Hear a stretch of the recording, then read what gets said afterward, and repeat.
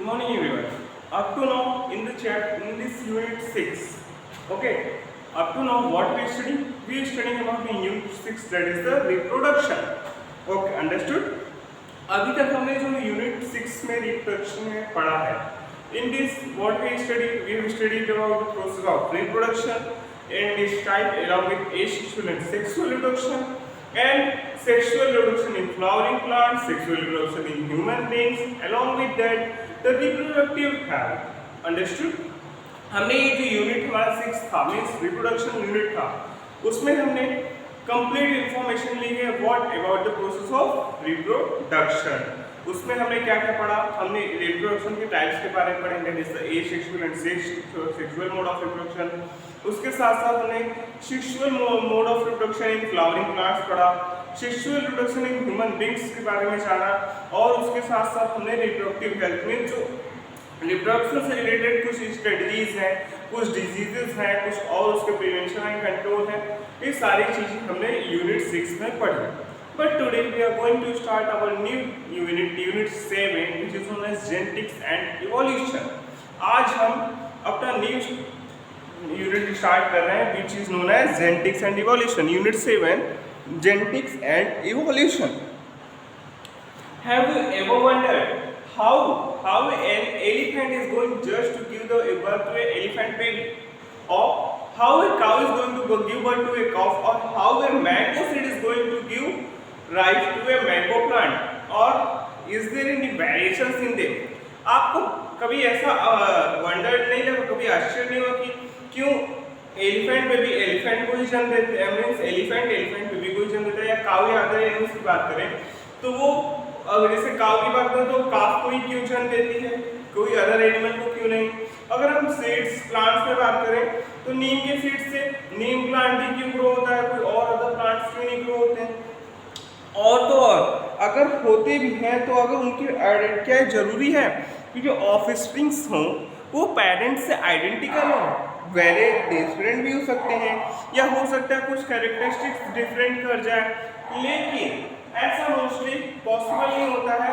लेकिन इसके पीछे का जो फैक्ट है, the fact behind these questions, इस फैक्ट क्वेश्चंस के पीछे जो फैक्ट है, that's only get clear with the help of principles of inheritance and variation. That is our new chapter 5, which is known as principles of inheritance and variation.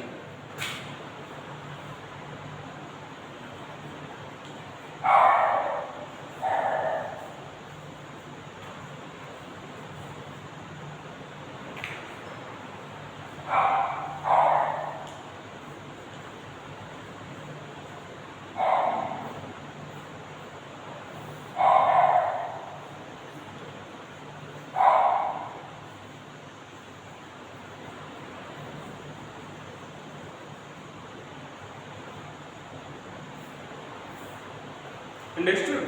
जो हमारे सवाल थे कि क्यों ऐसा होता है, क्यों उनमें डिफरेंस नहीं होते, क्यों पेरेंट्स या जो ऑफस्प्रिंग्स होते हैं वो क्यों पेरेंट्स से आइडेंटिकल होते हैं, ये सारे के सारे जो जवाब में चाहिए वो हमें इस चैप्टर के थ्रू मिलेंगे which is known as principles of inheritance and variation. तो जितने भी हमें क्वेश्चंस हैं वो कैसे क्लियर होंगे, वो एक टर्म से क्लियर होंगे which is known as genetics in a branch of biology known as genetic. ये जो साइंटिफिक इसके रीजंस मिलेंगे हमें किस ब्रांच में, हमें बायोलॉजी के ब्रांच जेनेटिक्स में इसके एग्जांपल्स या हमें इसका आंसर मिलेगा. ठीक है. The subject deals with the inheritance as well as the variation of characters from parents to offspring. Genetic कैसा सब्जेक्ट है, कैसा सब्जेक्ट है?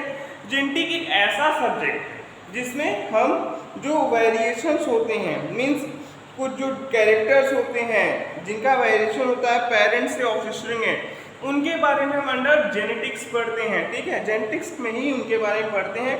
और इनहेरिटेंस क्या है? Inheritance is the process by which characters are passed on from parent to progeny.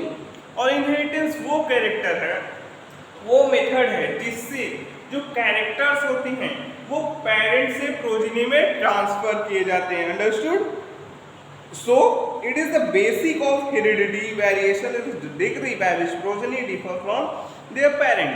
और इसीलिए inheritance क्या है, वो बेसिक है, हेरिडिटी का बेसिक माना जाता है। और वेरिएशन से क्या होता है, वेरिएशन हमें ये बताता है कि प्रोजेनी और पेरेंट में कितने डिग्री का डिफरेंस, मीन्स कितना वो डिफर करते हैं एक दूसरे से। अगर हम ह्यूमंस की बात करें तो ह्यूमंस का कब से आए थे, लगभग 8000 to 1000 BC से ह्यूमंस यहाँ अर्थ पे पाए जाते हैं। That one of cause of variation was hidden in sexual reproduction. इसका रीजन क्या है, इसका रीजन भी वेरिएशन है जो कहाँ, जो सेक्सुअल रिप्रोडक्शन के में पीछे छुपा हुआ है, मीन्स उससे रिलेटेड है। They exploited the variation that were naturally present in the wild population of plants and that possess desirable characters। और क्या हुआ फिर ये वेरिएशंस हुए, नेचुरली वेरिएशंस हुए और फिर वाइल्ड पॉपुलेशंस में वेरिएशंस हुए, प्लांट्स और एनिमल्स को लेकर वेरिएशंस हुए। फिर ह्यूमंस ने क्या किया, सिलेक्टिव ब्रीड का वेरिएशन किया, मीन्स एक ऑर्गेनिज्म को सिलेक्ट करके, जो पार्टिकुलर ऑर्गेनिज्म होता है उसे सिलेक्ट करके उससे वो डिजायरेबल कैरेक्टर, उससे वो जो कैरेक्टर्स चाहिए होते हैं उन सब कैरेक्टर्स को थ्रू वेरिएशंस और सेक्सुअल रिप्रोडक्शन वो उन ऑर्गेनिज्म में लेके आया। अगर हम बात करें कि एग्जाम्पल के तौर पे artificial selection domestication from ancestral wild cows, we have well known Indian breeds. अगर हम एंसेस्ट्रल वाइल्ड काउज का एग्जाम्पल लें तो हमारे पास वेल नोन इंडियन ब्रीड्स है, मीन्स जो इंडियन ब्रीड्स हैं काउज की वो ज़्यादातर जो साहिवाल हो गई या अगर जो देसी गाय हो गई, ये सब क्या है, ये सब उसी सिलेक्टिव डिजायरेबल कैरेक्टर्स के एग्जाम्पल्स हैं। However recognized that our ancestors knew about the inheritance, character and variation, they had very little idea about the scientific basis of this phenomena। अगर हम ये बात मान भी लें कि हमारे जो एंसेस्टर थे उनके पास वेरिएशन के, कैरेक्टर की, इनहेरिटेंस के अच्छे मेथड मौजूद थे, लेकिन फिर भी उनके पास जो साइंटिफिक बेसिस नहीं था, वो साइंटिफिकली इस चीज़ को नहीं शो कर पा रहे थे, इस फिनोमेना को नहीं दिखा पा रहे थे। तो इसी को शो करने के लिए जो फर्स्ट साइंटिस्ट थे which is known as George Gregor Mendel, जिन्होंने 1856 to 1863 मीन्स 1856 से 1863 के बीच में ग्रीगर मेंडल नामक साइंटिस्ट ने प्रोसेस ऑफ इनहेरिटेंस को शो किया and that is known as the Mendel's law of inheritance. And this is our first topic in this chapter. और हमारा इस चैप्टर में पहला टॉपिक ही है मेंडल्स लॉ ऑफ इनहेरिटेंस।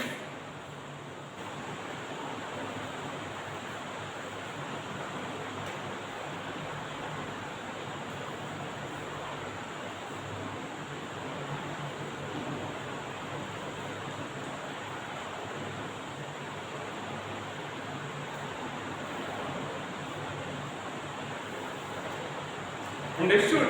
तो ये जो इनहेरिटेंस की बात सबसे पहले किससे साइंटिफिक बेसिस पे की, that one is known as the Gregor Mendel. कौन से बायोलॉजिस्ट है, साइंटिस्ट है, the scientist is known as Gregor Mendel. और कब किया था उन्होंने, 1856 to 1863। क्या किया था उन्होंने, it was during the mid 19th century that headway was made in the understanding of inheritance। क्या हुआ था, जब मिड 19th सेंचुरी में कुछ प्रॉब्लम्स हुई कि इनहेरिटेंस को कैसे समझा जाए, तब ग्रीगर मेंडल ने एक हाइब्रिडाइजेशन एक्सपेरिमेंट की मदद से गार्डन पीस पे उन्होंने हाइब्रिडाइजेशन एक्सपेरिमेंट किए। कब तक किए, 7 ईयर्स तक किए, 1856 to 1863। 7 ईयर्स तक उन्होंने गार्डन पीस पे हाइब्रिडाइजेशन एक्सपेरिमेंट किए और फिर उसी के बेसिस पे उन्होंने क्या दिया, law of inheritance in living beings या लिविंग ऑर्गेनिज्म। और इसी उन्होंने हाइब्रिडाइजेशन एक्सपेरिमेंट के बेसिस पे ग्रीगर मेंडल ने जो 7 ईयर्स तक उन्होंने गार्डन पीस पे किए थे, उसी के बेसिस पे उन्होंने लॉ ऑफ इनहेरिटेंस निकाला। किसमें, ह्यूमन इन लिविंग ऑर्गेनिज्म में उन्होंने लॉ ऑफ इनहेरिटेंस की खोज की। फिर उसके बाद क्या किया उन्होंने, उसके लिए during Mendel's investigation into inheritance pattern, it was the first time that statistical analysis and mathematical logic were applied to problems in biology. और उनके एक्सपेरिमेंट के दौरान ये था, पहली बार हुआ था कि क्या हुआ था, मैथमेटिकल एनालिसिस, मैथमेटिक्स से लॉजिक और स्टैटिस्टिकल एनालिसिस ये दोनों पहली बार किसी प्रॉब्लम के लिए बायोलॉजी में अप्लाई किए गए थे और उनके एक्सपेरिमेंट्स में has large sampling size which have greater credibility to the data and that he collected। और उन्होंने अपना एक्सपेरिमेंट बहुत ही बड़े sampling size, large sampling size में बहुत ही बड़े क्राइटेरिया में किया था और तो और उससे जो डाटा मिला था वो भी बहुत ज़्यादा मिला था और उन्होंने उस डाटा को भी कलेक्ट किया फॉर फर्दर स्टडीज, आगे स्टडीज के लिए। Understood? His experiments gave large sampling size which gave greater credibility to the data that he collected. Also, the confirmation of his inference from experiment on successive generation of his test plants proved that his results pointed to the general rules of inheritance rather than being understand ideas। ठीक है, क्या किया था उन्होंने? जो ग्रीगर Mendel थे उन्होंने जो हाइब्रिडाइजेशन एक्सपेरिमेंट किए थे गार्डन पीस पे, उन्होंने गार्डन पी की एक वैरायटी चूज की थी। ठीक है, उसमें उन्होंने 7 कॉन्ट्रास्टिंग कैरेक्टर को चूज किया था। वो कैरेक्टर्स कौन से थे? जैसे फर्स्ट कैरेक्टर तो उन्होंने जो चूज किया था वो था सीड का शेप, सीड शेप विच में भी राउंडेड और रिंकल्ड। 2 कैरेक्टर्स उन्होंने अपने हाइब्रिडाइजेशन एक्सपेरिमेंट में एक डोमिनेंट ट्रेट को रखा था, एक रिसेसिव ट्रेट को रखा था।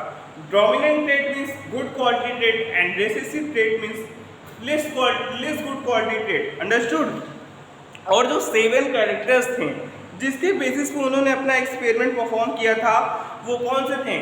सीड शेप, पहला कैरेक्टर था सीड शेप जिसमें उन्होंने राउंड और रिंकल्ड डोमिनेंट में राउंड लिया था और रिंकल्ड को रेसेसिव में रखा था। दूसरा है सीड कलर जिसमें dominant colour was the yellow and the recessive colour was the green. Then he chose the third character which is known as flower color। फिर उन्होंने थर्ड कैरेक्टर को चूज किया जिसे फ्लावर कलर में रखा गया और फ्लावर कलर में डोमिनेंट कलर कौन सा था? डोमिनेंट कलर वायलेट था और रेसेसिव कलर उन्होंने वाइट को रखा।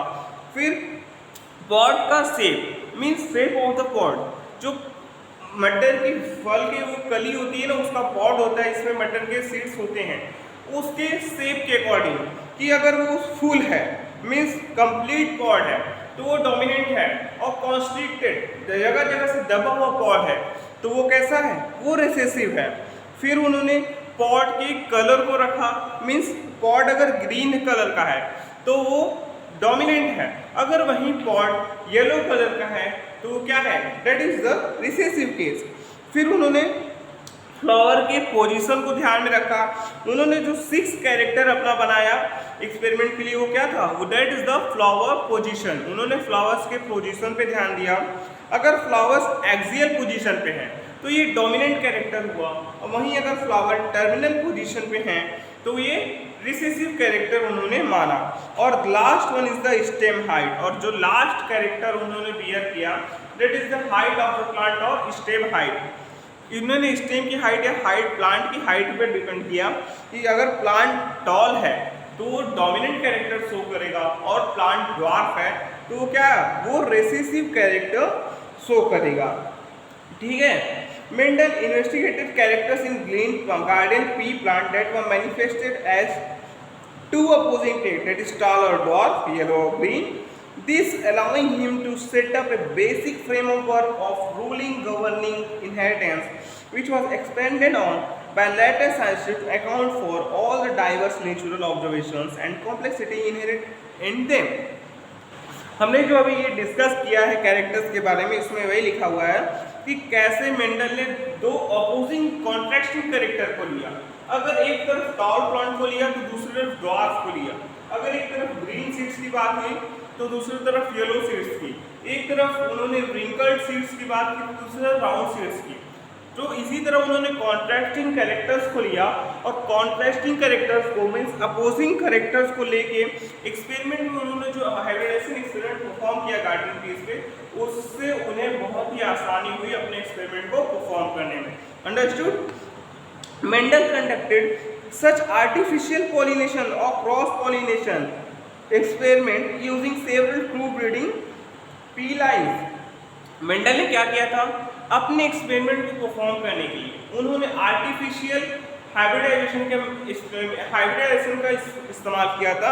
मीन्स उन्होंने आर्टिफिशियल पॉलिनेशन और या क्रॉस पॉलिनेशन एक्सपेरिमेंट करके अपने ट्रू ब्रीडिंग प्लांट्स को बनाया था, ठीक है।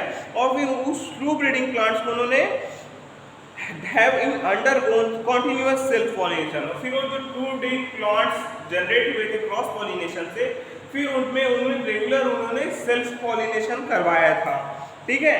Mendel selected 14 true breeding P plant varieties, और उन्होंने क्या किया था, 14 वेराइटीज पी की ट्रू ब्रीडिंग प्लांट की 14 वेराइटीज उन्होंने सेलेक्ट की थी अपने एक्सपेरिमेंट के लिए as pairs which were similar except for one character with contrasting trait, और वो पूरे सिमिलर थे, ठीक है। वो 14 जो वेराइटीज थे वो एक दूसरे से सिमिलर थे, बस उनमें एक ही कैरेक्टर डिफर करता था हर एक प्लांट में, ठीक है। और जो 6 कैरेक्टर थे वो सिमिलर होते थे, बस एक कॉन्ट्रास्टिंग ट्रेड होता था, मीन्स एक कॉन्ट्रास्टिंग कैरेक्टर होता था जो डिफर करता था, जो अलग रहता था। और some of the contrasting traits selected were smooth or wrinkled seeds, yellow or green seeds, inflated, full or constricted green, or yellow pods, or tall or dwarf plants। और जो कैरेक्टर्स थे जो हमने डिस्कस किया वो उन्हीं बेसिस पे अपना एक्सपेरिमेंट परफॉर्म किया, ठीक है। ये तो बात हो गई मेंडल्स लॉ ऑफ इनहेरिटेंस की, कि मेंडल ने इनहेरिटेंस का जो लॉ प्रपोज किया during his 7 year hybridization experiment, अपने 7 साल के हाइब्रिडाइजेशन एक्सपेरिमेंट के बाद, which is done from 1856 to 1863। तो ये तो हुआ कैसे, ये था मेंडल के इनहेरिटेंस लॉ के बारे में, कि उन्होंने कैसे किस किस बेसिस पे अपने इनहेरिटेंस लॉ को प्रपोज किया।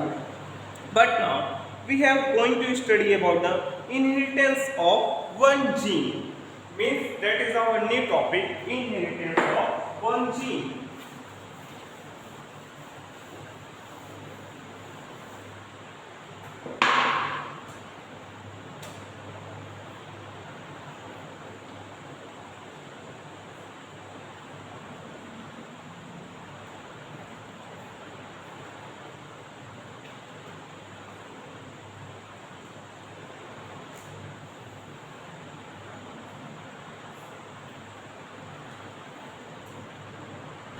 So, to understand the process of inheritance of one gene, we are going to take an example from the experiment of the Gregor Mendel।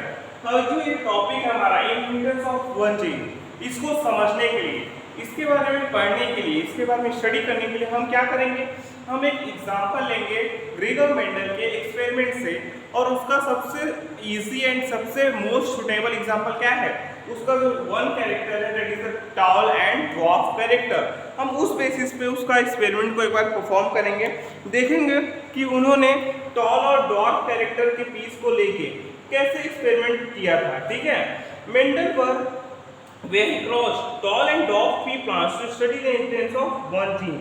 उन्होंने इनहेरिटेंस एक वन जीन में inheritance को पढ़ने के लिए क्या किया था, क्रॉस किया था, किसमें, टॉल और ड्वार्फ पी प्लांट में। He collected the seed produced as a result of this cross and grew them to generate plants for the first hybrid generation। फिर क्या किया उन्होंने, फिर जो ये उन्होंने क्रॉस किया था टॉल और ड्वार्फ प्लांट के बाद, उसके जो सीड्स थे उन्होंने कलेक्ट करके फिर से उसको जनरेट किया, ठीक है। फिर से उसको ग्रो किया और जनरेट प्लांट्स को जनरेट किया, और उसे क्या कहा, उसे फर्स्ट हाइब्रिड जनरेशन के नाम से बताया। और उस जनरेशन को किस नाम से बोला गया, फाइलेलियन वन प्रोजेनी। जो फर्स्ट क्रॉस के बाद जो जनरेशन जो प्लांट्स जनरेट हुए थे उन्होंने उसे फाइलेलियन वन प्रोजेनी या F1 प्रोजेनी या F1 जनरेशन के नाम से जाना, उसको F1 जनरेशन का नाम दिया। Mendel observed that all the F1 progeny plants were tall, like one of the parents, none were dark। फिर उन्होंने क्या देखा कि जब उन्होंने क्रॉस करवाया था, ठीक है, फिर जो सीड्स को ग्रो किया तो उस सीड से जो प्लांट्स ग्रो हुए थे उसमें सभी के सभी प्लांट्स कैसे थे, टॉल थे, जो कि एक कैरेक्टर सिमिलर था पेरेंट प्लांट से। लेकिन उन्होंने एक बात और नोटिस की कि कोई भी प्लांट ड्वार्फ नहीं है, मीन जो ड्वार्फ कैरेक्टर था वो F1 जनरेशन में नहीं देखने को मिला है। फिर क्या किया उन्होंने, he made similar observations for the other pairs of the trait। और इसी तरह उन्होंने other traits means other characters को लेके भी ऐसा ही ऑब्जर्वेशन किया और क्या पाया, he found that F1 always resembled either one of the parent and that the birth date of other parent was not seen in them. उन्होंने क्या पाया कि F1 जनरेशन में हमेशा एक ही पेरेंट के कैरेक्टर्स देखने को मिल रहे हैं, जो दूसरा पेरेंट होता है मीन्स अगर सीड शेप की बात करें तो F1 में राउंड सीड ज़्यादा देखने को मिल रहे हैं, लेकिन वहीं रिंकल्ड सीड देखने को ही नहीं मिले। तो इसी तरह जो एक पेरेंट का कैरेक्टर था F1 जनरेशन में पूरा के पूरा देखने को मिला, लेकिन जो दूसरे पेरेंट का कैरेक्टर थोड़ा सा भी मौजूद नहीं था in the F1 generation. Understood? Mendel then self-pollinated all F1 plants and then to this his surprise found that in the finally 2 generations some of the offspring were dwarf। और फिर उन्होंने क्या किया, फिर जो F1 जनरेशन के plant थे उनमें सेल्फ पॉलिनेशन करवाया और फिर क्या देखा कि फिर F2 जनरेशन मीन जो नेक्स्ट जनरेशन में जो फाइनली 2 जनरेशन हुई उनमें देखा कि कुछ प्लांट्स ड्वार्फ मिले हैं। ठीक है, तो मतलब F1 जनरेशन में एक ही कैरेक्टर थो, एक ही पेरेंट का कैरेक्टर देखने को मिला, लेकिन F2 जनरेशन में दोनों कैरेक्टर्स देखने को मिले। पेरेंट के दोनों कैरेक्टर्स कहाँ देखने को मिले थे? F2 जनरेशन में। The character was not seen in the F1 generation was now expressed। तो क्या बताया उन्होंने, जो कैरेक्टर उन्हें F1 जनरेशन में नहीं देखने को मिला वो कहाँ देखने को मिला? It was seen in the F2 generation. उन्हें वो कैरेक्टर F2 जनरेशन में देखने को मिल गया। The proportion of plants were dwarf were 1/4 of the F2 plant, while 3/4 of the F2 plant were tall। तो जो प्रोपोर्शंस थे, अगर वो 4 प्लांट्स का प्रोपोर्शन लिया जाए तो उसमें जो F2 जनरेशन के थे 3/4 प्लांट कैसे थे? टॉल थे और 1/4 प्लांट कैसे थे? ड्वार्फ थे।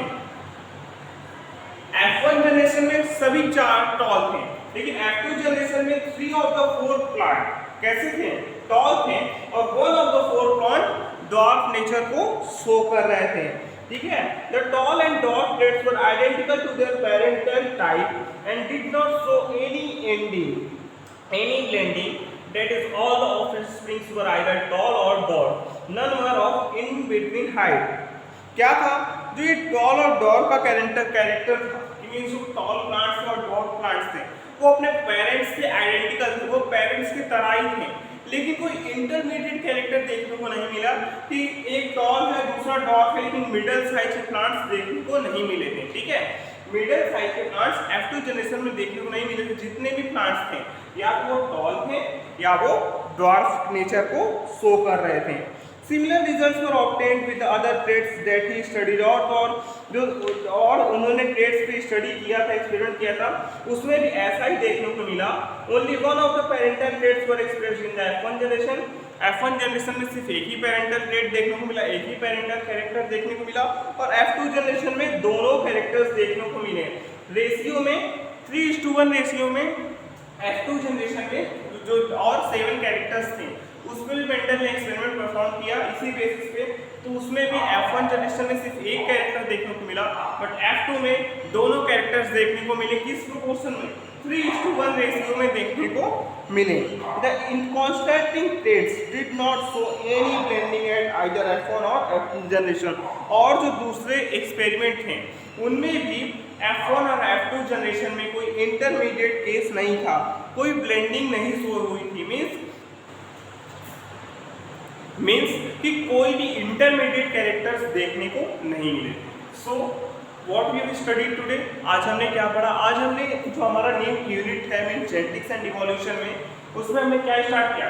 Principles of inheritance and variation, ये हमारा न्यू चैप्टर है। उसमें हमने पहला टॉपिक पढ़ा मेंडल्स लॉ ऑफ इनहेरिटेंस, कि मेंडल ने इनहेरिटेंस का लॉ मीन ग्रीगर मेंडल ने इनहेरिटेंस का लॉ कैसे दिया था, किस कैरेक्टर्स के बेसिस पे दिया था, कब दिया था? 7 साल के हाइब्रिडेशन एक्सपेरिमेंट पे दिया था।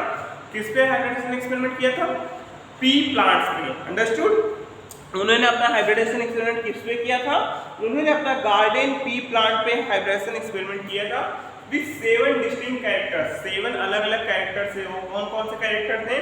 Seed shape, seed colour, seed flower colour, pot shape, pot colour, flower position and stem height. 7 characters के बेसिस पर उन्होंने किया था। And second topic inheritance of 1G, इसमें हमने F1 और F2 जनरेशन के बारे में जाना, एलॉन्ग विद कैसे जाना, मेंडल के एक्सपेरिमेंट्स के थ्रू जाना, और क्या देखा कि F1 जनरेशन में सारे के जो कैरेक्टर्स सिर्फ एक पेरेंट से आते हैं, मींस एक ही पेरेंट से बिलोंग करते हैं, लेकिन F2 में दोनों पेरेंट्स से कैरेक्टर्स शो होते हैं, means in the ratio of 3:1 के रेशियो में दोनों पेरेंट्स के कैरेक्टर्स शो होते हैं। और तो कोई ब्लेंडिंग नहीं देखने को मिलती है दोनों जनरेशन में, मींस कोई इंटरमीडिएट कंडीशन नहीं देखने को मिलती है। जो भी प्लांट्स थे वो आइदर वन कैरेक्टर और सेकंड कैरेक्टर से ही बिलोंग करते हैं। So that's all for today. Thank you very much.